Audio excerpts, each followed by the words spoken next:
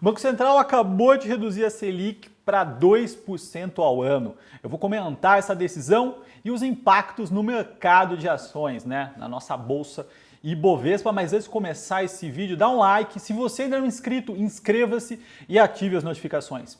E vamos lá, né, pessoal? Então, o Banco Central cortou, né, em 0,25 a nossa taxa de juros de 2,25 para 2% ao ano, de acordo com o esperado aqui pela Levante e pela maioria do mercado, né? Mas o ponto é, ele soltou um comunicado junto, né, como de costume. Vou analisar aqui os principais pontos e vou falar um pouco sobre os impactos que isso tem no mercado de ações, né, na nossa bolsa. E o ponto é o seguinte, bom, eles pontuaram aqui do lado externo e interno a economia está sofrendo, né, tem um impacto forte em função do Covid, uma desaceleração rápida, uma das maiores quedas do último século, né, praticamente, só perde para a Grande Depressão de 29, essa forte queda. Bom, e também eles falam de uma retomada parcial, né? Lógico que os dados ainda têm uma grande defasagem, a gente vê alguma coisa lá fora, aqui dentro ainda não é claro, então eles pontuam isso. E o ponto é, existe aqui dentro, né, um cenário de risco para os dois lados da inflação, né? Então, pensando no que o objetivo do Banco Central é manter a inflação sob controle, mas também conseguir reaquecer a economia, né? Não é o mandato dele como dos Estados Unidos, mas é fazer política monetária. Um lado, né, do lado do risco de uma redução forte da inflação, dado a ociosidade da economia, isso tem aumentado.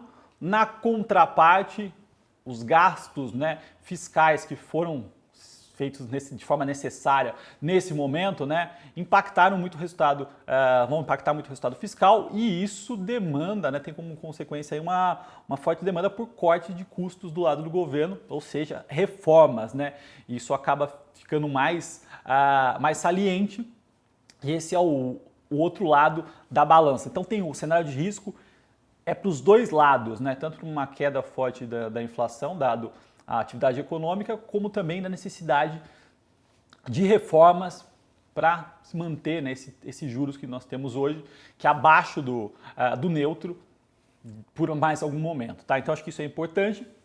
Ele fala que o corte foi feito por unanimidade, né, então todos votaram a favor desse corte de 0,25. E esse cenário, né, o cenário que está apresentando hoje de inflação, é um cenário claro para 2021, para 2022 em menor grau, tá? Mas ele vê aí uma certa inflação sob controle para o ano que vem e para 2022 também. O ponto é, ele não cravou o final do ciclo. Então, o que ele poderia fazer era encerrar de fato, chegamos ao final do ciclo monetário, não vai ter mais cortes, entretanto, ele não fez isso. Ele colocou um ponto aqui que é interessante, né? Eu gostaria até de passar para vocês, que dá a entender, né? Que deixa um espaço para a interpretação de um possível novo corte em grau pequeno, né? Então, provavelmente estamos falando aqui de 0,25, mas ele deixa em aberto e fala também de questões aqui do cenário de inflação e fiscal, tá? Então ele não cravou o final do ciclo, deixou uma janela em aberto aí para mais um possível corte de 0,25. Então esse é o ponto que chama a atenção aqui no comunicado. A gente vai ver o que ele vai falar na ata na semana que vem. E do lado dos impactos, né, no mercado de ações, vamos pensar no nosso mercado, né, primeiro, né, essa decisão está de acordo com o contexto global e local de liquidez, né, de aumentar o dinheiro em circulação no mundo, reduzindo taxas de juros, né, fazendo programas de recompra, entre outras formas. Aqui, nesse caso, né, reduzindo os juros, ou seja, é mais um ponto aqui positivo para o nosso mercado para dar liquidez, para aumentar o dinheiro em circulação, para as pessoas começarem a pensar em outras formas de investir, né, para estimular a economia. E como consequência, o que a gente pode pensar, né, o que pode acontecer, o que deve acontecer, é a continuação do que a gente vem assistindo. Essa migração de pessoas físicas do mercado de renda fixa, né, para a Bolsa, é algo que aconteceu muito nos últimos 2 anos, né? Então, se pegar os números aqui de pessoas físicas investindo na B3, já mostrei aqui recentemente, pessoas físicas já são maiores do que os investidores institucionais, os locais, né? Mas esse movimento, se a gente pega 2018, tinham 600 mil pessoas investindo na B3. Hoje temos 2 milhões e 800, tá? Então esse mercado cresceu muito e isso é em função de uma queda da Selic, né? Não existe mais aqueles 14% ao ano sem risco. Isso estimula as pessoas a investirem, seja na bolsa, seja na economia real, né? Num negócio, comprando um imóvel, em algo de fato mais produtivo do que puramente deixar na renda fixa, tá? Então, como consequência, nós enxergamos isso, né? Então, com esse aumento do fluxo para o mercado de ações. O segundo ponto que é importante a gente ressaltar aqui é o seguinte, né? É o custo de capital, né? Para as empresas e para um DCF, né? Para um valuation, né? Porque quando você faz valuation, quando você faz uma análise de uma empresa, como é que você acha o valor justo dela? Você pega o fluxo de caixa livre, né? Então, de uma forma simples, é o lucro ali, tirando todos os investimentos, entre outros pontos, é o free cash flow, e traz a valor presente. Então, você traz uma série de lucro, né? de caixa, de 30, 40 anos a valor presente. Descontado por uma taxa, tá? Que esse é o custo, você vai fazer um custo ponderado do capital e que está implícito aqui uma taxa básica de juros.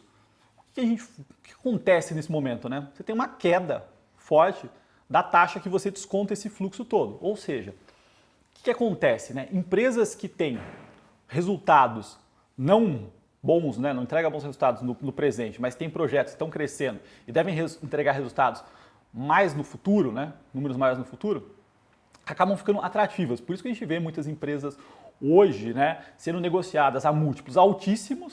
Se a gente pega a corrente, né, 2020. Entretanto, são empresas que crescem muito e quando você faz esse desconto de caixa, você acaba favorecendo quando você tem uma queda do custo de capital, tá? Então, um outro ponto importante é sim a queda do custo de capital. Isso impacta, né, o valuation das empresas, deixa elas mais atrativas, o valuation delas cresce em função da redução e principalmente empresas que têm o valor, né, a geração de caixa para anos mais longos, né, um duration mais longo. Então isso ajuda também. E um outro ponto importante da gente analisar, que eu venho falando bastante no canal, é a questão do câmbio, né, do dólar. Então, se a gente pegar o nosso dólar aqui na casa de 5,30, esse nível de dólar acima de R$5 veio para ficar. Porque uma coisa importante que a gente tem que colocar no nosso cenário macro, né, é o seguinte: muito do dinheiro do fluxo monetário para renda fixa, né, para títulos, vem do investimento externo, né, vem do estrangeiro, e o investidor estrangeiro aplica em emergentes. Emergentes têm risco, né, sempre tem muito mais risco do que os desenvolvidos, quando existe uma diferença muito grande entre taxas de juros, né? Então, quando você falava que Estados Unidos tinha uma taxa de 2 e o Brasil tinha 14, valia a pena, né? Compensava o risco trazer o dinheiro para cá para ganhar esse diferencial de juros. Quando você começa a falar que o US está pagando nada, mas o Brasil está pagando 2, esse diferencial de risco não compensa. Então, isso já vem acontecendo, né? Uma redução forte do fluxo de investimento em renda fixa do lado externo, do lado estrangeiro, né? Isso acaba impactando as moedas mais de países desenvolvidos. Até quando a gente olha aqui, né, o dólar em patamares altos veio para ficar. Isso não é puramente uma questão do Brasil, é uma questão global, né? A gente olha aqui, esse DXY aqui é o dólar, né, contra moedas fortes. Então, recentemente a gente teve uma queda aqui do dólar frente ao mercado global, mas isso não impactou necessariamente os emergentes, né? Porque a gente está falando aqui de moedas fortes. Então, até para mostrar aqui o euro, né? O euro versus o dólar, a gente vê uma forte alta. Então, apesar de uma recente queda do dólar no mercado global, a gente está falando contra as outras moedas fortes. Não que as moedas dos emergentes tenham ficado mais fracas, mais fortes, tá? Esse relativo não melhorou muita coisa. E até um outro gráfico interessante é esse aqui comparando, né, o real com outras moedas emergentes. Então a gente está falando aqui de peso mexicano e rublo. Então são duas moedas aí que depreciaram também frente ao dólar. Ou seja, esse diferencial de juros, né, cada vez menor, acaba mantendo esse nível de câmbio num patamar elevado, né? E isso acaba impactando as empresas exportadoras, né? Então, as empresas que têm receita em dólar, né, principalmente as receita em dólar e custo em real, são as que estão melhor posicionadas, que têm um forte crescimento do lado das receitas, né, e um custo meio que sob controle nesse momento, e a gente vê isso na performance das ações dessas empresas, né? Então, Vale, entre outras aí, que têm performado super bem em função de um dos pontos, né, é do aumento da receita em função do dólar mais alto, tá? Então, esses são os principais pontos aqui que eu vejo de impacto no mercado de ações. O Banco Central aí deixou em aberto, não cravou o final do ciclo, tá? Então, possivelmente aí vamos acompanhar os dados, mas pode ter sim mais um corte na próxima reunião, tá, pessoal? Bom, se você gostou desse vídeo, dá um like, se inscreva no canal e até a próxima.